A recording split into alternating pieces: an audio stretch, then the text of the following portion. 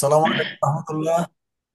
সালাম আলাইকুম রহমতুল্লাহ। আমরা দ্বিতীয় পর্বে প্রবেশ করলাম। শায়খকে বিনীত অনুরোধ করছি, শায়খ কন্টিনিউ করবেন ইনশাল্লাহ। সালাম আলাইকুম রহমতুল্লাহ।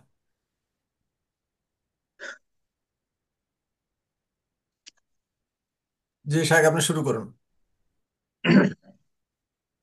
অর্থাৎ আমরা যে বার্তাগুলি বলতেছিলাম যে আল্লাহ রসুল সাল্লাল্লাহু আলাইহি সাল্লাম ইরশাদ করেছেন যে উদাহরণস্বরূপ যেভাবে বলা হয়েছে যে দৈনিক যদি আমরা একটি পুকুরে, একটি নদীতে বা সমুদ্রে যদি আমরা দৈনিক 5 বার গোসল করি, উত্তম রূপে পরিষ্কার করি, তাহলে আমাদের শরীরে যেমন ময়লা থাকবে না, আমাদের শরীরটা ময়লা মুক্ত হয়ে যাবে। তেমনি ভাবে যদি আমরা খুশু খুজুর সাথে নম্র ভাবে, ভদ্র ভাবে, সঠিক নিয়মে সলাত আদায় করি, তাহলে আমাদের সকলেরই সলাৎটি আল্লাহ তাআলা দরবারে পরিষ্কার ভাবে কবুল ও মঞ্জুর হবে। আল্লাহ তাআলা যেন আমাদের সলাৎ গুলি সঠিক ভাবে কবুল ও মঞ্জুর করেন, বলেন আমিন। অন্য জায়গায় আল্লাহ রসুল সাল্লাল্লাহু আলাইহি সাল্লাম ইরশাদ করেছেন, আন عبادة بن صامت رضي الله عنه قال قال رسول الله صلى الله عليه وسلم خمس صلوات فرضهن هن الله تعالى من أحسن وجوههن وصلاتهن وأتم ركوعهن وخشوعهن كان له على الله عهد أن يغفر له ومن لم يغفر له ومن لم يفعل فليس له على الله عهد إن شاء غفر له وإن شاء عذبه রাহু নাসাই। নাসাই শরীফের হাদিসের মধ্যে 461 নম্বর হাদিসে বিশিষ্ট সাহাবী হযরত উবাদা ইবনে সামেত রাদিয়াল্লাহু তাআলা আনহু হতে বর্ণিত, তিনি বলেন, ক্বালা রাসূলুল্লাহ সাল্লাল্লাহু আলাইহি সাল্লাম, নবী করিম সাল্লাল্লাহু আলাইহি ওয়াসাল্লাম ইরশাদ করেছেন, খামসু সালাওয়াতি তাদাদাহুন্না হুন্নাল্লাহ। অর্থাৎ আল্লাহ তাআলা 5 ওয়াক্ত সালাত ফরজ করেছেন। কয় ওয়াক্ত সালাত? 5 ওয়াক্ত সালাত। যে ব্যক্তি সালাত আদায়ের জন্য উত্তম রূপে উজু করবে, ঠিক সময়ে সালাত আদায় করবে, আউয়াল প্রথম ওয়াক্তে, অর্থাৎ প্রথম সময় মতো সালাত আদায় করবে, এবং পূর্ণ ভয় ভীতি নিয়ে বিনয়ের সাথে তার রুকু পূর্ণ করবে, তার জন্য আল্লাহর প্রতিশ্রুতি রয়েছে, আল্লাহ তাকে ক্ষমা করে দিবেন। আর যে ব্যক্তি যে এভাবে আদায় করবে না, তার জন্য আল্লাহর উপর কোনো প্রতিশ্রুতি নেই। ইচ্ছা করলে আল্লাহ তাআলা তাকে মাফ করবেন, তাকে ক্ষমা করবেন, তার ইবাদত গুলি কবুল করবেন। আর ইচ্ছা করলে তাকে তার ইবাদত কবুল করবেন না, তার ইবাদত বন্দেগী কোনো কিছু গ্রহণ করবেন না, বা তাকে শাস্তি দিবেন। এটা শুধুমাত্র আল্লাহই ভালো জানেন।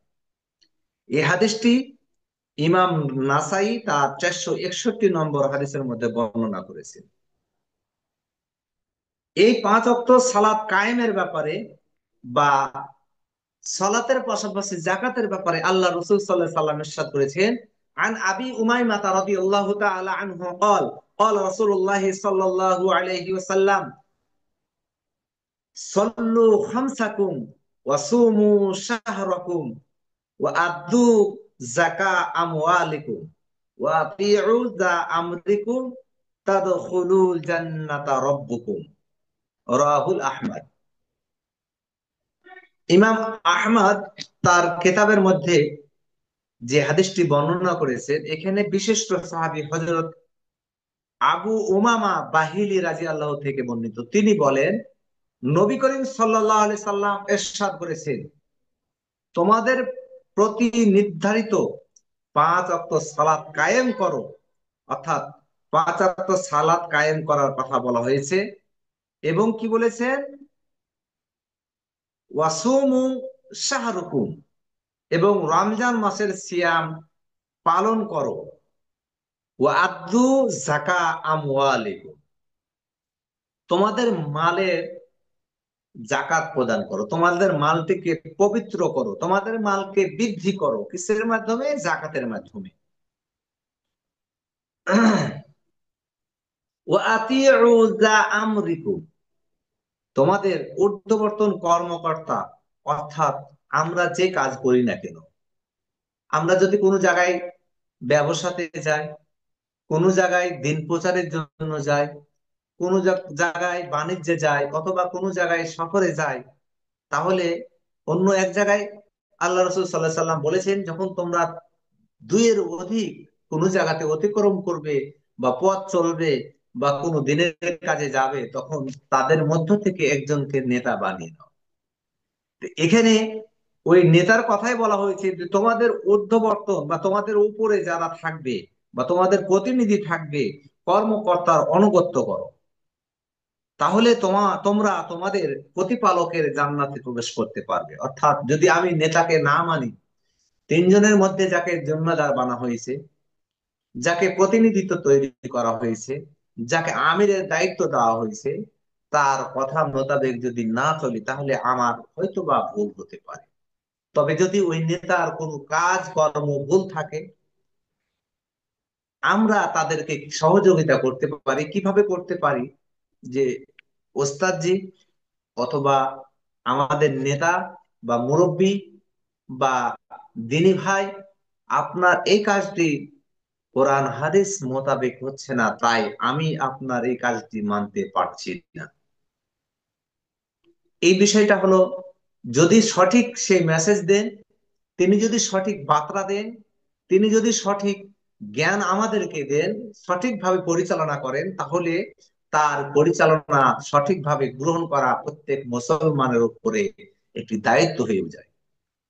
তাই আমরা নেতার আনুগত্য করব।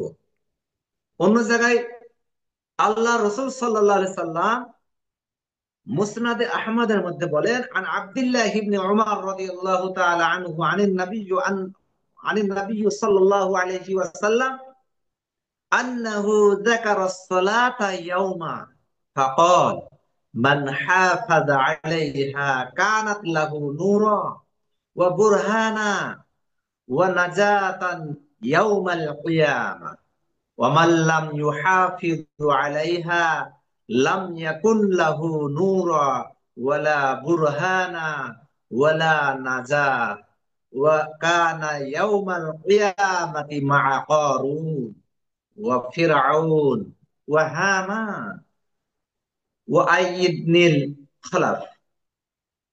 এখানে আল্লাহ রাসূল সাল্লাল্লাহু আলাইহি সাল্লাম ইসলামের ব্যাপারে যে বার্তাটি দিয়েছেন, যে মেসেজটি দিয়েছেন, যে খবরটি দিয়েছেন, যে এসএমএসটি দিয়েছেন, সেটি হচ্ছেন যে বিশিষ্ট সাহাবী আন আব্দুল্লাহ ইবনে আমরিন, অর্থাৎ আব্দুল ইবনে আমর ইবনে আস রাদিয়াল্লাহু তাআলা আনহু হতে বর্ণিত। তিনি বলেন, নবী করিম সাল্লাল্লাহু আলাইহি ওয়াসাল্লাম ইরশাদ করেছেন। কি ইরশাদ করেছেন? সালাতের প্রসঙ্গ উত্থাপন করে বললেন, সঠিক নিয়মে কি করেন না, মান হাফাযা আলাইহা কানাত লাহু নূরা, যে ব্যক্তি সঠিক নিয়মে সঠিক সময়ে সালাত আদায় করবে, ওয়া বুরহানা ওয়া নাজাতা ইয়াউমাল কিয়ামা, কিয়ামতের দিন ওই সালাত তার জন্য সুপারিশ করবে। কি সুপারিশ করবে? ওয়া মান লাম ইউহাফিযু আলাইহা, প্রমাণ ও মুক্তির উপায় হবে বা তার জন্য সুপারিশ করবে। আর কি করবে? যে ওয়া মান লাম ইউহাফিযু আলাইহা লাম ইয়াকুল্লাহু নূরা, তার জন্য নূরের একটি আলোর একটা দিক নির্দেশনা দিবেন, যে যেভাবে সালাত আদায় করবে না, যে ব্যক্তি কি করবে না, সঠিকভাবে সালাত আদায় করবে না, আর কি করবেন না, ওয়ালা বুরহানা ওয়ালা নাজাতান ওয়া কানা ইয়াউমাল কিয়ামাতি মা কারুন, যে কোরআন হাদিস মোতাবেক আল্লাহ তাআলার হুকুম অনুযায়ী, আল্লাহ তাআলা এবং তার রাসূল করিম সাল্লাল্লাহু আলাইহি সাল্লামের নিয়ম নীতি পদ্ধতি অনুযায়ী জীবন যাপন করবে না, যারা শয়তানের পথ অবলম্বন করবে, মা করুন, তাদের হাসন নাসর হবে কার সাথে? কিয়ামতের দিন সে থাকবে কারুনের সাথে। আর কার সাথে থাকবে? ও ফিরআউন, এবং ফিরআউনের সাথে। আর কার সাথে? ওয়াহামান, হামান, ওয়া উবাই ইবনে কাব, খাল্লাফের সাথে। অর্থাৎ এখানে বলা হয়েছে ও আইয়েন নিমলে খাল্লাফ, খালাফ, অর্থাৎ যে ফেরাউনের মতন উঠা বসা করবে, হামানের মতন উঠা বসা করবে, ওবাই ইবনে খাল্লাফের মতন উঠা বসা করবে, তাদের হাসন নাসর হবে ফেরাউন, হামান, ওবাই ইবনে খালাফের সাথে। আল্লাহ তাআলা যেন, এরকম মার্খা সমাজে অনেক লোক আছে যারা ফেরাউনের মতন আচরণ করে। অনেক আলেমও কোরআন হাদিসকে ঢেকে দিয়ে নিজের মন গড়ানো কথাবার্তা আমাদের মাঝে মেসেজ দিচ্ছে। সেগুলো আমাদেরকে অবশ্যই চিন্তা ভাবনা করে আমল করতে হবে। আল্লাহ তাআলা যেন আমাদেরকে ইসলামের সঠিক পথে চলাফেরা করা, জীবন যাপন করা এবং সমাজ তৈরি করার শক্তি দান করেন। সকলে করুন আল্লাহুম্মা আমিন। আর কি বলা হয়েছে? তা না হলে সালাত কবুল হবে না, এবং সালাত আদায় করা সত্ত্বেও কিয়ামতের মাঠে পৃথিবীর সবচেয়ে নিকৃষ্ট, সব থেকে খারাপ মানুষ ফেরাউন, হামান, কারুন ও উবাই ইবনে খাল্লাফের সাথে থাকতে হবে। কোথায়? যা তারা যদি, ফেরাউন তো অবশ্যই জাহান্নামে যাবে, তাদের সাথে যারা যারা ফেরাউনের মতো উঠা বসা করছে, তাদেরকে ফেরাউনের সাথে তাদের হাসর নাসর হবে। আর যারা ইমানদার, পরেশগার, আমানতদার, বান্দাদের সাথে উঠা বসা করেছেন, তাদের হাসর নাসর হবে ওই ইমানদার অর্থাৎ জান্নাতে। আর যারা বিপরীত চলাফেরা করবে, তাদের স্থান হবে জাহান্নামে। আল্লাহ তাআলা যেন আমাদের সকলকে সঠিক পথ, সঠিক দিক নির্দেশনা অনুযায়ী আমল করার তৌফিক দান করেন। সকলে পড়ুন আল্লাহুম্মা আমিন। অন্য জায়গায় আল্লাহ রাসূল সাল্লাল্লাহু আলাইহি সাল্লাম, আবু দাউদের একটি হাদিসের মধ্যে ইরশাদ হয়েছে, আন আবি উমামাহ আল বাহি রাদিয়াল্লাহু তাআলা আনহু قال قال رسول الله صلى الله عليه وسلم মান খরাজা মিন বাইতিহি মুতাতাহহিরান ইলা সালাতিন মাকুনু বিহি ফাআজরুহু কাআজরিল হাজ, ফাআজরিল হাজিল মুহাররিমা, ওয়ামান খরাজা ইলা তাসবিহিদ দুহা লা ইয়ানহিদু ইল্লা ইয়্যা ফাআজরুহু কাআজরিল মু'তামিরি সালাতুন আলাল আসরি সালাতিল লাগুয়া বাইনাহুমা কিতাবুন ফি ইল্লিয়িন। হযরত আবু উমামা রাদিয়াল্লাহু তাআলা আনহু হতে বর্ণিত, তিনি বলেন, নবী করিম সাল্লাল্লাহু আলাইহি ওয়াসাল্লাম ইরশাদ করেছেন যে মান খরাজা মিন বাইতিহি, যে নিজের ঘর হতে উযু করে, মুতাহহারান ইলা সালাতি, অর্থাৎ ফরজ সালাতের জন্য ঘর থেকে উত্তম ভাবে বের হলো। কোথায়? আল্লাহর ঘরের উদ্দেশ্যে, মসজিদের উদ্দেশ্যে। তার জন্য আল্লাহ তাআলা কি করলেন? ফাআজরুহু কাআজরি হাজিল মুহাররিম, অর্থাৎ তার নেকি একজন ইহরামধারী হাজির নেকির সমান। সুবহানাল্লাহ। আর যে ব্যক্তি চাষতে সালাতের জন্য বের হলো, তার সওয়াব একজন উমরাকারীর সওয়াবের সমান। সুবহানাল্লাহ। আর যে ব্যক্তি সালাতের পর অপর সালাত আদায় করার যায়, মধ্যে কোনো অনর্থক কাজ করা হয়নি, এমন ব্যক্তির নাম ইল্লিয়্যিন লেখা হয়। অর্থাৎ এখানে আমরা যেগুলি বুঝলাম, যে যদি আমরা ফরজ সালাতের জন্য বাসা থেকে বের হই, আল্লাহ তাআলা আমাদেরকে একটি ইহরামধারী হাজী সাহেবকে যে সওয়াব দান করবেন, সেই সওয়াব একজন ফরজ সালাত আদায়কারীর জন্যই করবেন। আর যে ব্যক্তি চাষতের সালাতের জন্য তৈরি হয়ে থাকবে, তাকে একটি উমরা হজ পালন করার মতো সওয়াব দান করবেন। আল্লাহ তাআলা যেন আমাদের সকলকে এই ভাবে আল্লাহ তাআলার সালাতের জন্য তৈরি হওয়ার শক্তি দান করেন। সকলে পড়ুন আল্লাহুম্মা আমিন। অন্য জায়গায় সহিহ মুসলিমের 434 নম্বর হাদিসের মধ্যে ইরশাদ আছে যে, আন উমা রতাবনে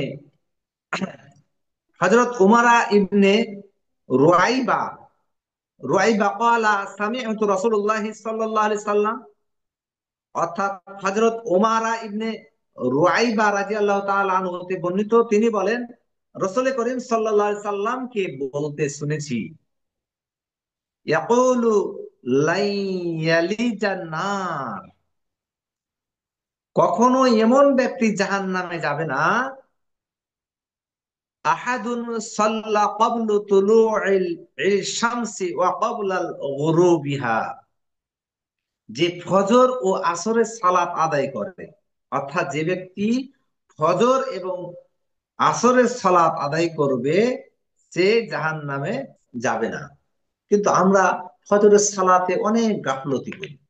অনেক সময় আমাদের সমাজে কিছু ভাই আছে যে ওয়াক্ত শেষ হওয়ার সময় আসরের সালাত আদায় করি। আমরা যদি কোরআন হাদিস অনুযায়ী বিশেষ করে ফজরের সালাত, আসরের সালাত ওয়াক্ত মতো আদায় করি, তাহলে অবশ্যই আমাদের জন্য আল্লাহ তাআলা জান্নাতের রাস্তাটা সহজ করে রেখেছেন। অর্থাৎ এই ইল্লিগিন, অর্থাৎ জান্নাতের জন্য আমাদের জন্য তৈরি করেছে। অর্থাৎ আল্লাহ তাআলা এই অত্র হাদিস থেকে আমরা বুঝতে পারলাম যে ফজরের সালাত আর আসরের সালাতের কি গুরুত্ব। আমাদের সমাজে বিশেষ করে বাংলাদেশে আমাদের মুসলিমদের মাঝে অধিক অংশ মসজিদে ফজরের সালাত আউয়াল ওয়াক্ত হয় শুধু রমজান মাসে। তাও আবার আমাদের আগেই তারা সালাত আদায় করে ফেলে।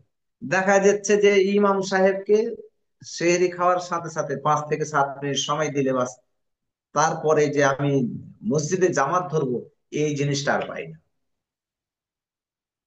আসরের সালাতটা তাদের 12 মাসে আউয়াল ওয়াক্তে পড়তে পারে না, কিন্তু যখন কোনো সময় সফরে বের হয় তখন কিন্তু ঠিকই আউয়াল ওয়াক্তে বের হয়ে 2 রাকাত করে বা টান দিলাম, আমরা এরকম হয়ে থাকে। এগুলি আমরা অবশ্যই পরিবর্তন করতে হবে। যে আমাদেরকে আল্লাহ রসুল সাল্লাল্লাহু আলাইহি সাল্লাম কি বার্তা দিয়েছে, তিনি বিদায়ী হজের ভাষণে আমাদেরকে বার্তা দিয়েছেন যে আহ কি বার্তা দিয়েছেন, যে তোমরা 2টি জিনিস শক্ত করে আঁকড়ে ধরো। একটি হচ্ছে কিতাব আল্লাহ, আল্লাহ তাআলার কিতাবকে শক্ত করে আঁকড়ে ধরতে বলা হয়েছে। আর অপরটি হচ্ছে ওয়া সুন্নতি, যে আল্লাহ রাসূল সাল্লাল্লাহু আলাইহি সাল্লাম যা কিছু করেছেন সেগুলিকে শক্ত করে আঁকড়ে ধরার কথা বলা হয়েছে। এখানে আল্লাহ রাসূল সাল্লাল্লাহু আলাইহি সাল্লাম বলেছেন, আন আবি মুসা আল আশআরী রাদিয়াল্লাহু তাআলা আনহু قال قال رسول الله صلى الله عليه وسلم মান সাল্লাল বারদাইনি দাখালাল জান্নাহ। হযরত আবু মুসা আল আশআরী রাদিয়াল্লাহু তাআলা আনহু হতে বর্ণিত, তিনি বলেন নবী করিম সাল্লাল্লাহু আলাইহি ওয়াসাল্লাম ইরশাদ করেছেন, মান সাল্লাল বারদাইনি দাখালাল জান্নাহ। তিনি বলেন যে নবী করিম রাসূল করিম সাল্লাল্লাহু আলাইহি সাল্লামকে বলতে শুনেছি, কখনো এমন ব্যক্তি জাহান্নামে যাবে না যে ফজর ও আসরের সালাত আদায় করে। অতর হাদিস থেকে আমরা বুঝতে পারলাম যে আমাদের অবশ্যই ফজরের সালাত এবং আসরের সালাতের গুরুত্ব সব থেকে বেশি। আর আমাদের মাঝে শয়তানও এই ফজরের সালাতে বেশি ওয়াসওয়াসা দিয়ে থাকে।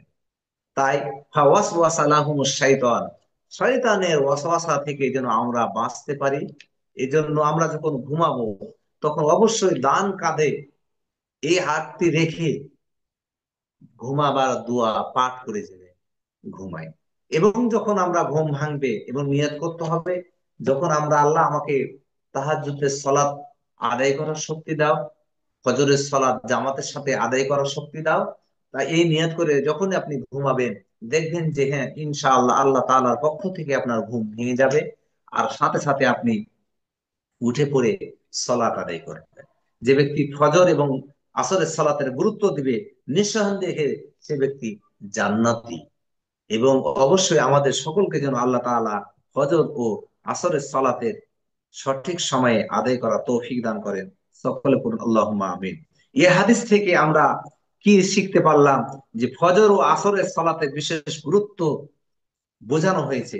অন্যান্য সালাত সহ যারা ফজর ও আসরের সালাত সঠিকভাবে আদায় করবে, তারা কখনো জাহান্নামে যাবে না, বরং তাদের ঠিকানা হচ্ছে জান্নাত।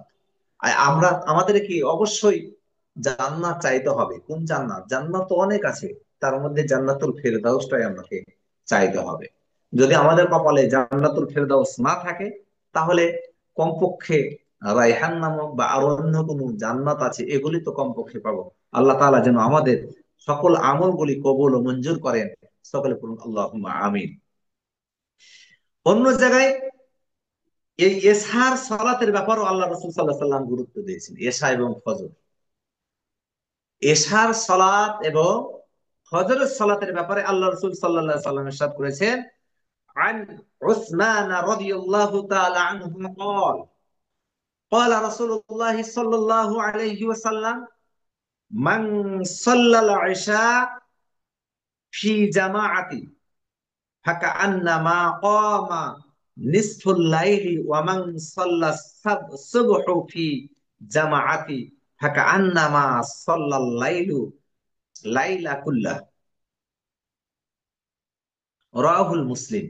মুসলিম শরীফের হাদিসের মধ্যে আল্লাহ রসুল সাল্লাল্লাহু আলাইহি ওয়াসাল্লাম ইরশাদ করেছেন, আন উসমান রাদিয়াল্লাহু তাআলা আনহু قال, হযরত ওসমান রাদিয়াল্লাহু তাআলা আনহু হতে বর্ণিত, তিনি বলেন, নবী করিম সাল্লাল্লাহু আলাইহি ওয়াসাল্লাম ইরশাদ করেছেন, যে ব্যক্তি এশার সালাত জামাতের সাথে আদায় করবে, তাকবীরওয়ালার সাথে আদায় করবে, আল্লাহ তাআলা তাকে অর্ধরাত্রি ইবাদত করার সওয়াব দান করবেন। বলেন সুবহানাল্লাহ।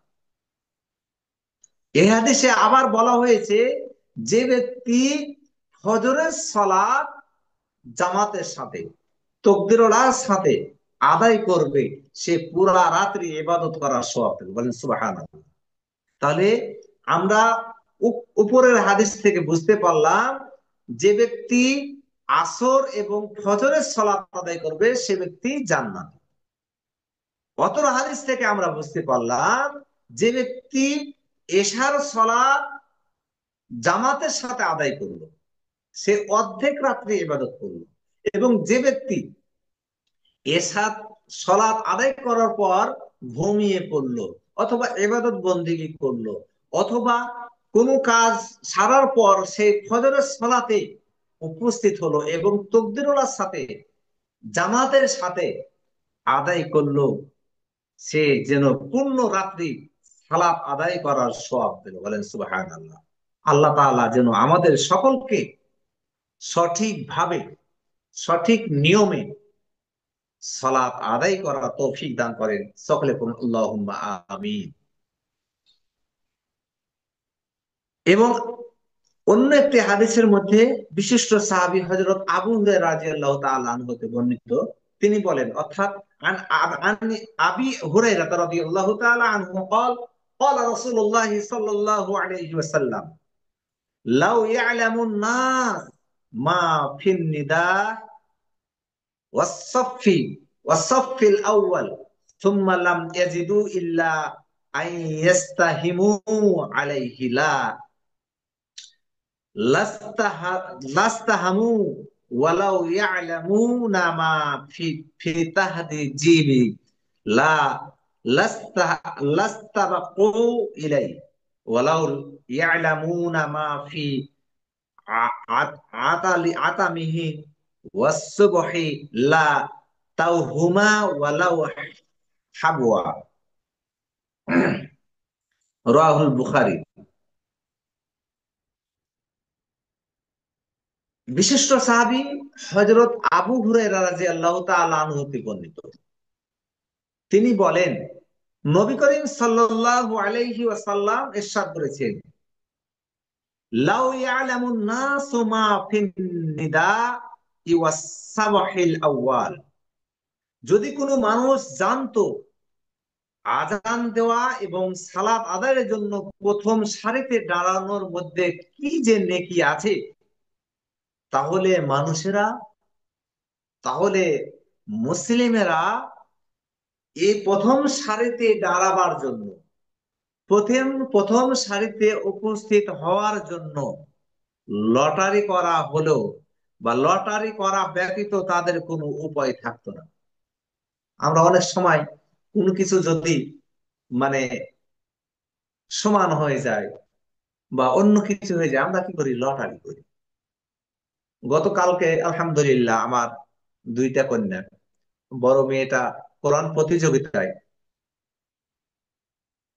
আলহামদুলিল্লাহ সমান সমান হয়েছে। আবার বিচারকের মাধ্যমে তারা কি করলো, 6 জন বা 8 জন বিচারক আছে, তারা বললো যে না, যেহেতু সমান সমান হয়েছে, তো আমরা ওই সমান যারা নাম্বার পেয়েছে তাদেরকে উপস্থিত করে তাদের আবার পরীক্ষা নেওয়া হোক। আলহামদুলিল্লাহ, যে কয়েকজনের মধ্য থেকে তাকে বাছাই করা হয়েছে এক সমানই নাম্বার পেয়েছে, আমার মেয়ে আলহামদুলিল্লাহ সেখান থেকেও ফার্স্ট হয়ে গেছে এবং পুরস্কার পেয়েছে আলহামদুলিল্লাহ। তো এখানে আমরা যদি জানতাম যে প্রথম সারিতে যদি সওয়াব বেশি হয় বা নগদে পেতাম, তাহলে অবশ্যই আমরা কি করতাম? হামাগুড়া দিয়ে হোক আর যেভাবে হোক, খেয়ে হোক আর না খেয়ে হোক, প্রথম সারিতে সিরিয়াল নেওয়ার জন্য আমরা তৈরি থাকতাম। আজ থেকে 10 বছর আগে আমি আমার একটি মোটরসাইকেল ক্রয় করেছিলাম। এই মোটরসাইকেলের লাইসেন্স করার জন্য লাইন ধরে দাঁড়িয়ে থাকতে হতো, ব্যাংক ড্রাফট করতে হবে, কি করতে হবে না করতে হবে। তো ফজরের 1 আধ ঘন্টা আগে মানুষ লাইন ধরতো। যদি গাড়ির কাগজ না করা হয় তাহলে তো রাস্তায় গাড়ি ধরতেছে। তো যা হোক, নিজের মান সম্মান রক্ষার্থে ফজরের আগেই আমি এক ছেলেকে পাঠিয়ে দিয়ে লাইসেন্সের জন্য, অর্থাৎ টাকা জমা দেওয়ার জন্য ব্যাংকের লাইন ধরলাম। ব্যাংকের টাকা দেওয়ার পর আর এক জায়গায় গেলাম, সেখানেও লাইন ধরে। তাহলে দেখেন, আমার কাগজ করতে হবে বিধায় আমি লাইন ধরলাম। যদি সলাতের গুরুত্ব, সলাতের ফজিলত আমরা জানতাম, তাহলে অবশ্যই আমরা প্রথম কাতারে দাঁড়ার জন্য কি করতাম? লটারি করার চেষ্টা করতাম। আর যদি তারা জানতো প্রথম সময়ে সালাত আদায় করলে কি নেকি রয়েছে, তাহলে তারা অন্যের আগে পৌঁছার আপ্রাণ চেষ্টা করতো, মানে মানুষের থেকে আমি আগে যাব। সম্মানিত উপস্থিতি, আল্লাহ তাআলা যেন আমাদের সকলকে সঠিকভাবে সঠিক নিয়মে সালাতের জন্য তৈরি হওয়া শক্তি দান করেন, বলেন আমিন। এশা ও ফজর সালাতের মধ্যে কি নেকি রয়েছে, তাহলে এরা এই সালাত আদায়ের জন্য হামাগুড়ি দিয়ে হলেও আসতো। বুখারী শরীফের মধ্যে এই হাদিসটি, এই বার্তাটি, এই মেসেজটি বর্ণনা করা হয়েছে। অর্থাৎ বুখারী শরীফের 657 নম্বর হাদিসের মধ্যে বলা হয়েছে, মুত্তাফাকুন আলাই, এই হাদিসটি ইমাম বুখারী এবং মুসলিম রাহিমাহুল্লাহ তাদের কিতাবের মধ্যে বর্ণনা করেছেন। সম্মানিত দিনী ভাইরা, আমরা সালাতের জন্য অনেক দুর্বলতা করে থাকি। সালাতের জন্য আমরা আগে থেকে তৈরি হই না। সম্মানিত দিনী ভাইরা, আল্লাহ রসুল সাল্লাল্লাহু আলাইহি সাল্লাম বলছেন যে আল ফারকু বাইনাল মুমিনি ওয়াল কাফিরু তারকুস সালাত, অর্থাৎ মুমিন এবং কাফেরদের মধ্যে পার্থক্য হচ্ছে সালাত। অর্থাৎ যে ব্যক্তি সালাত আদায় করলো সে মুমিন, আর যে ব্যক্তি সালাত আদায় করলো না সে অবশ্যই কাফির। অন্য জায়গায় আল্লাহ রাসূল সাল্লাল্লাহু আলাইহি সাল্লাম বলেছেন, মান তারাকা সালাতা মুতাআম্মিদান ফাকাদ কাফারা, যে ব্যক্তি ইচ্ছাকৃতভাবে সালাত ছেড়ে দিল সে কাফের। তাই আমাদেরকে অবশ্যই কাজের ফাঁকে বা যেভাবে হোক না কেন সালাত আদায় করতে হবে। আল্লাহ তাআলা যেন আমাদের ইবাদত বন্দেগী গুলো কবুল ও মঞ্জুর করেন, সকলে পড়ুন আল্লাহুম্মা আমিন। এবার আমরা ফজর আর এশার ব্যাপারে একটি হাদিস আছে, বা একটি হাদিসে আমরা পেয়েছি। কি পেয়েছি? আন আবি হুরায়রা রাদিয়াল্লাহু তাআলা আনহু قال قال رسول الله صلى الله عليه وسلم ليس صلاة أثقل على المنافقين من الفجر والعشاء ولو يعلمون ما فيهما لا توهما حبوا ولو حبوا মুত্তাফাকুন আলাই। বিশিষ্ট সাহাবী হযরত আবু হুরায়রা রাদিয়াল্লাহু তাআলা আনহু হতে বর্ণিত, তিনি বলেন, নবী করিম সাল্লাল্লাহু আলাইহি ওয়াসাল্লাম ইরশাদ করেছেন, মুনাফিকদের উপর সবচেয়ে কঠিন সালাত হচ্ছে ফজর ও ইশা। যারা মুনাফিক তাদের ব্যাপারে আল্লাহ রাসূল সাল্লাল্লাহু আলাইহি ওয়াসাল্লাম বলেছেন যে সব থেকে তাদের জন্য কঠিন সালাত হচ্ছে ফজর এবং ইশা। কিসের জন্য? যদি তারা জান কিসের জন্য? যদি তারা জানতো যে সালাত দয়ে কি নেকি রয়েছে, তাহলে তারা এই সালাত আদায় করতে হামাগুড়ি দিয়ে হলো উপস্থিত হতো। সম্মানিত উপস্থিতি, অন্য জায়গায় আল্লাহ রাসূল সাল্লাল্লাহু আলাইহি সাল্লাম বলেছেন, আন উসমান রাদিয়াল্লাহু তাআলা আনহু قال قال النبي صلى الله عليه وسلم من صلى العشاء في جماعة فكأنما قام نصف الليل ومن صلى الصبح في জামাআতি ফাকান্নামা সাল্লাল লাইলু কুল্লাহু। হযরত ওসমান রাদিয়াল্লাহু তাআলা আনহু হতে বর্ণিত, তিনি আসসালামু বলেন আলাইকুম রহমতুল্লাহ। যে, শাইখ, আমাদের আর 1 মিনিট হাতে আছে ইনশাল্লাহ। তো শেষ হলে আপনি যদি জি, আমরা আর একটা পর্বে প্রবেশ করতে পারি আচ্ছা, ইনশাল্লাহ। জি, তো যা হোক, আহ হয়তোবা আমি প্রথম হিসাবে যেভাবে তৈরি করা দরকার সেভাবে হয়তোবা আলোচনা তৃতীয় আনতে পর্ব পারেন। করতে পারি। জি, জি, জি, আমরা তৃতীয় পর্বে প্রবেশ করবো ইনশাল্লাহ, তৃতীয় অসুবিধা পর্ব নেই। করতে পারি, জি, কিছু আলোচনার পরে প্রশ্ন উত্তর থাকবে। প্রশ্নোত্তর পর্বে যাবো ইনশাল্লাহ। জি, জি, জি, ইনশাআল্লাহ। কন্টিনিউ করেন।